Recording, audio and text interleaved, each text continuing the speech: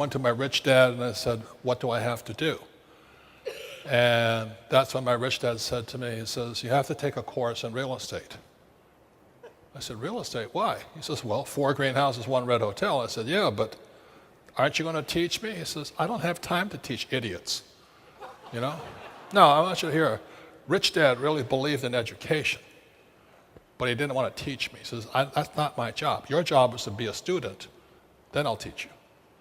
So I signed up for a 3-day course. I was watching television in Honolulu, and I was still in the Marine Corps, and this ad came on about learn how to invest in real estate. Money, no money down. You don't need any money. I said, that's what I want to do.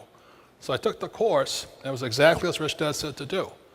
You see, the beauty about real estate is you learn to use debt to get rich. I'll give you another tip. If you're going to be rich, you have to learn to use debt. It's called other people's money. So when I hear poor people say to me, I don't have any money, I said, because you're an idiot. That's why. You're not supposed to use your money. You're supposed to use other people's money. Well, that's debt. I don't want to do that. And so they stay poor. So I did this course. So the instructor then gave, with about 30 of us in the class, he says, all of you, this is your assignment. This is when you get your education. You will look at 100 properties in 90 days and write it up. So I would go to the real estate offices and I'd say, what kind of properties you got? I look through it. Then I went out, I might, in a week, I might look at maybe 6, 7, sometimes 10. And then I had to write a report on each one. So I go out next week, and then by the time I was into probably, of the 90 days, I was into 30 days, half the class had quit.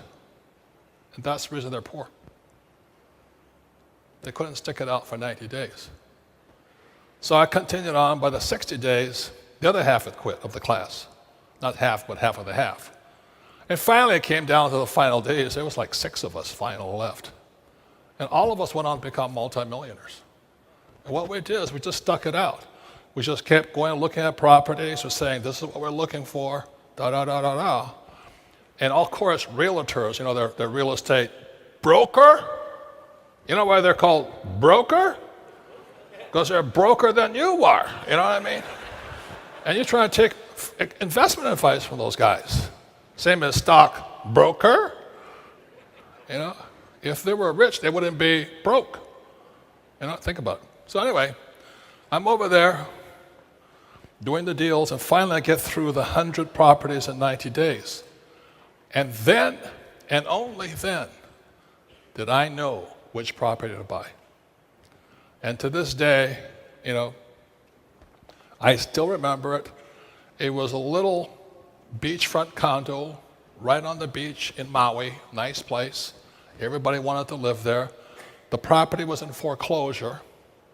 And I walked in there and I said, how much is a 1-bedroom condominium? The guy says, I already knew the numbers, $18,000.